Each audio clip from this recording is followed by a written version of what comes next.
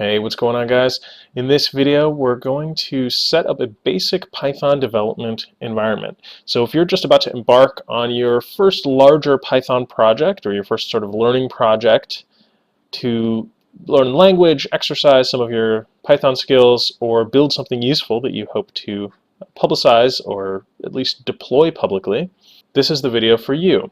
You will need to watch one other video as a prerequisite here, and that's just the basic development workstation setup. It's going to show you how to do things like install a basic text editor, install the basic packages you need on Ubuntu for having a sort of build environment set up where you can build some C code, build any library things or extensions that you might need. It's just going to make your life a whole lot easier. So go ahead and watch that video first, and then come back here. What I'm going to demonstrate in this video is pretty simple. We're going to install some packages that are going to help us work with Python.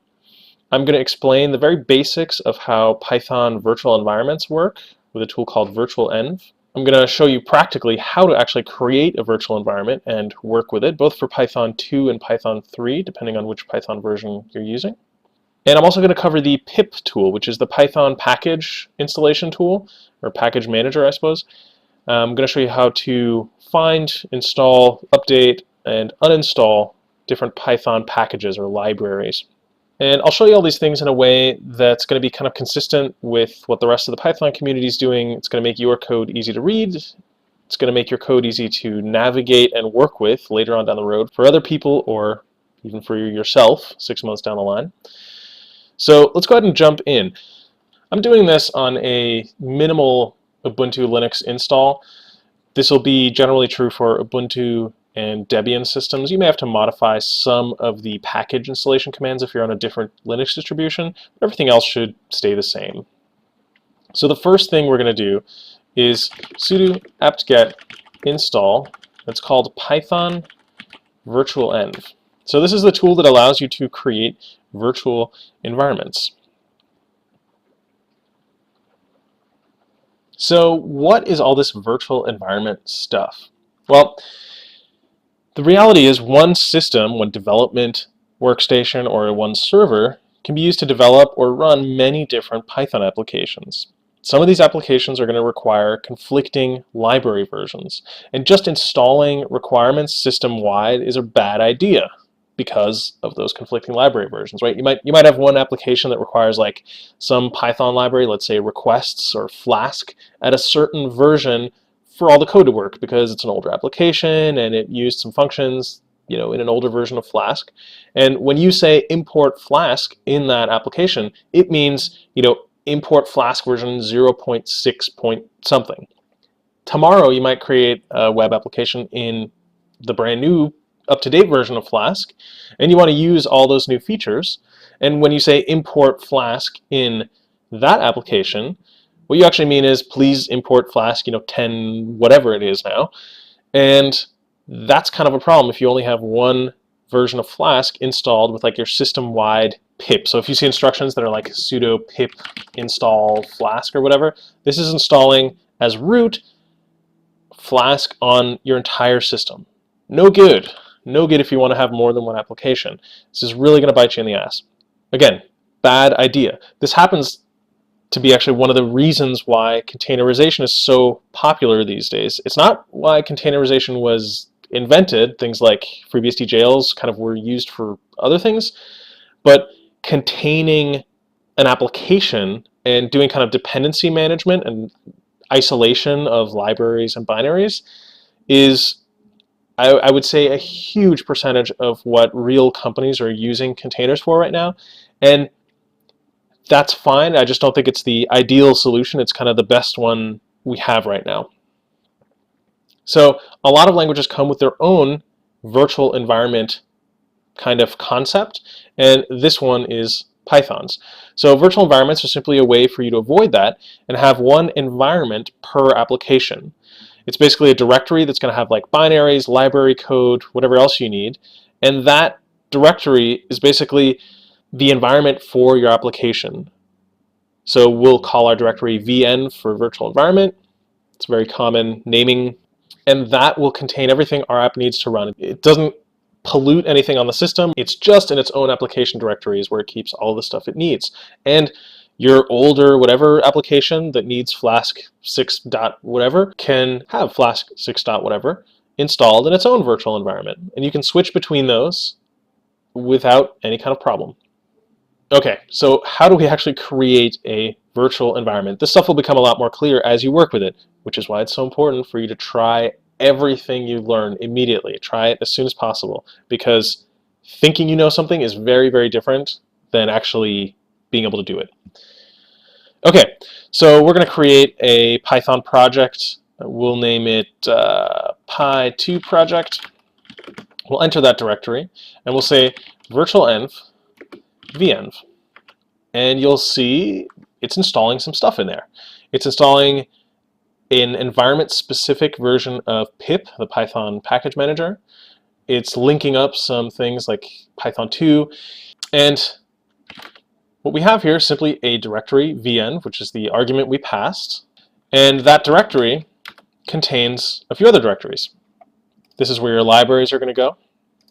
This is where any compiled binaries are going to go, if sort of binary tools are part of what you're installing. There's a couple other things here that you don't need to worry about right now, but there you go. That's sort of the package.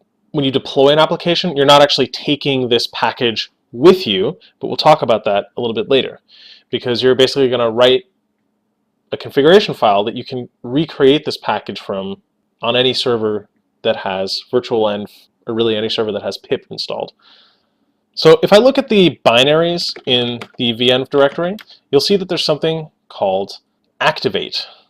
And if we have a look at that, you'll see that it's a shell script that will actually just add a bunch of stuff to your existing shell environment. So if you do something like env, these show you all your shell variables and environment variables. What it's going to do is modify some of this stuff. Like if I say which Python, it's going to be different from after I activate this virtual environment. So right now I'm in the main sort of system environment, and what I'm going to do next is say source venv bin activate. If you're not familiar with this source command, it basically just tells your shell to read from a file into the current environment. Any variables that are set in that file will, or any variables that are exported from that file will end up in your shell.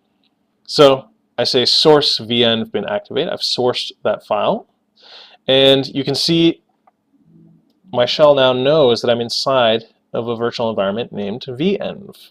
I'm using Z shell, but if you're using bash, that's fine too. You will also see this like venv. Something is different in your prompt. Now if I say which Python, you can see that this is actually linking into a Python binary inside of my virtual environment. Does that make sense? I'm now in this environment, and from inside here, my environment variables have changed. I've got different environment variables in here, totally different from maybe going into the next application that I might create. So I'm going to say deactivate, and that gets you back out into your regular environment. You can also just close the shell. This is not transferring across different shell sessions. Why don't I back out of this, and I'll do another project. We'll say make dir py3 project. This is going to be fairly common, especially the further into the future you get. So what you would say instead is virtualenv, p for Python version, Python 3, and we're still going to call it venv. So instead of a Python 2 virtual environment, this is going to give me Python 3. Okay, great. So we're here. I'm going to say source venv bin activate again, and now I'm in here. And again, when I say which pip, I see this gives me pip here. And when I say which Python, it gives me Python also inside of this project. Make sense? Whatever I install over here stays in the venv. Whatever I install over here for this other project stays in this venv. Okay, let's talk about using the Python package manager pip. Maybe you're familiar with a piece of software called Redis. Well, if I'm searching for packages related to Redis, I can do that with this command, pip search Redis. And that will search for any package containing that case insensitive in its name or in its description.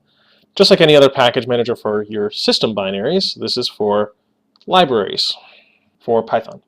If you want to install something, for example, the requests library, which is fantastic for making HTTP and HTTPS requests, you could install that by saying pip install requests, library name, whatever it is, Redis, requests, beautiful soup, what have you. You can see it gets downloaded and installed. Very occasionally, it will also have to build something, depending on if a library comes with some C code that has to get compiled. Especially if you're doing like numerical stuff, statistics, some of those libraries call down into C code, and you may have to actually compile C code, which is why it's so important that you watched the prerequisite video, because you're going to install a tool called build-essentials. It'll give you everything you need to compile C and C++ code that a lot of these libraries will require and call into. Okay, great. So we've got requests installed. Now if I type in Python and I say import, not import, requests, I can import that library. And that library is coming from my virtual environment. So now I can say, you know, rec is requests. Let's make a get requests to tutoriallinux.com. Wonderful, wonderful site that you should definitely check out. So this would be like the very basics of how you build a crawler, right? This will give you this, well, I should have named it rec. I should have named it res for response. But whatever, the response to this request, you can do things like status code. You can do things like body, which will, no, you can't. You can definitely not do things like body. What does it have?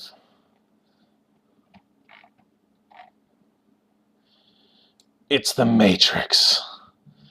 They're all just blondes and brunettes to me. I don't even see the code anymore. No, this is request text. There you go. So it's the text attribute, contains my raw HTML. So if I deactivate this or just hit Control D, and I go to my Py2 project, and again I source venv activate, I go into Python, and I say import requests, what's going to happen? Well, nothing's going to happen, because requests is not something that I installed system-wide, it's simply installed in my Python 3 virtual environment. Now I'm in my other application, Py2 project, and that has no idea where this requests module might come from. There's nothing like that in the venv that I'm in. Making sense? Let's go back over here and enter our virtual environment. Let me show you a few basic operations really that you can do with pip. So you already saw pip search, which you can use to search for. there are actually a surprising number of packages that contain foobar. You can use it to search for packages, install packages. You already know, you've already seen that.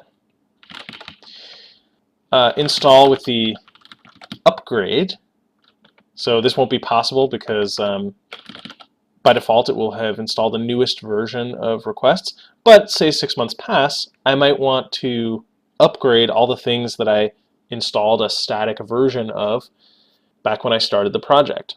You can see that this is where the requests library is. It's in my venv, in the lib, surprise, folder, Python version, site packages. And then inside there is going to be something like requests, and inside that directory is going to be the requests library or module code.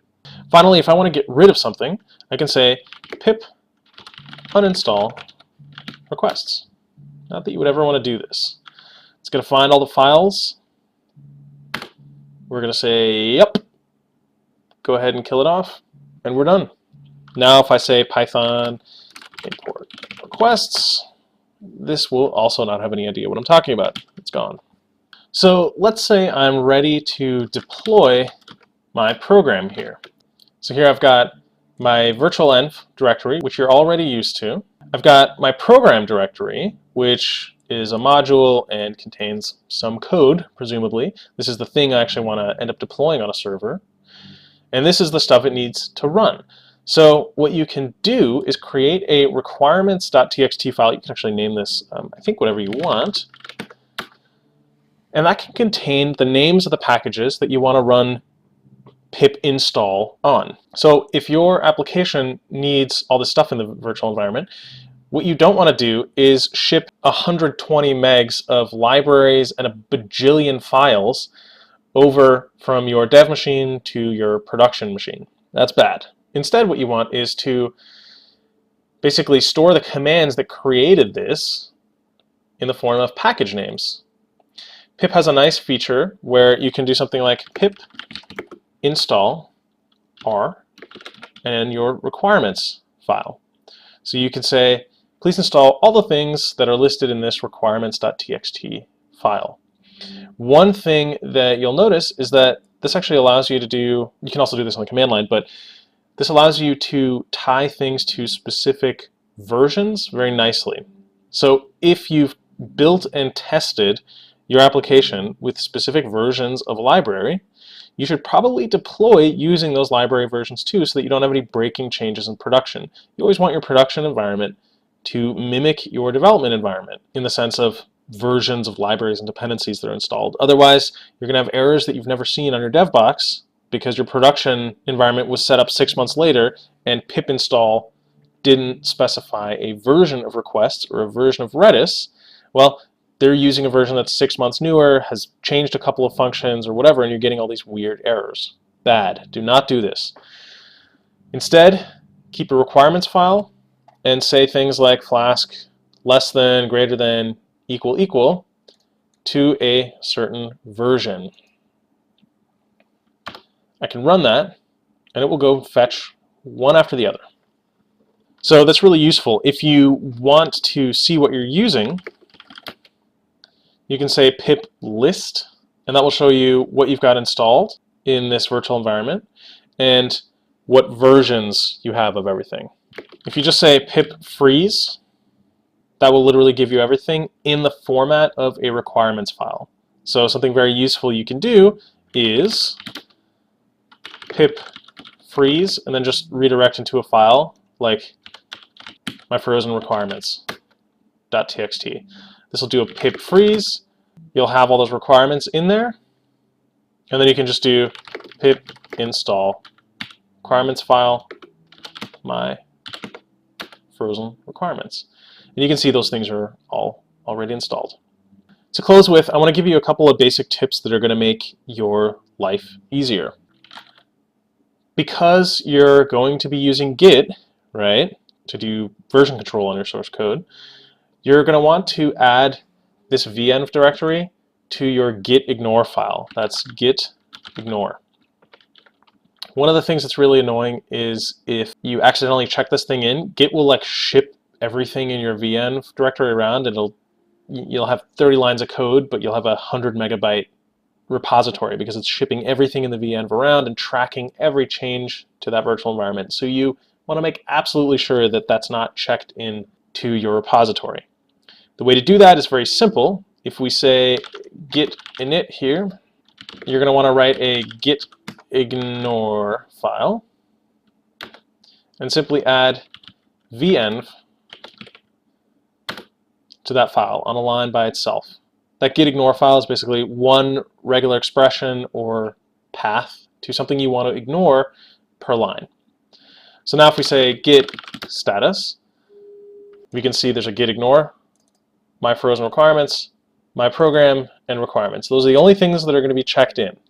If I remove that gitignore, that is if you don't do that, and I say git status, it's going to see the virtual environment directory. And ain't nobody wants to check in 26 megs on the first commit because your friends will laugh and slap you. The last bit of advice I want to give you is to always name your virtual environment venv, because that's just what Python programmers look for. And if you always name it the same thing, you're going to be able to find it in 6 months. So that's it from me. If this has been helpful, please make sure to thumbs up, leave a comment, and subscribe. It really does help. And actually, I just heard that there's these rumors going around that YouTube is like unsubscribing people when they don't interact with a video, but with a thumbs up or a comment.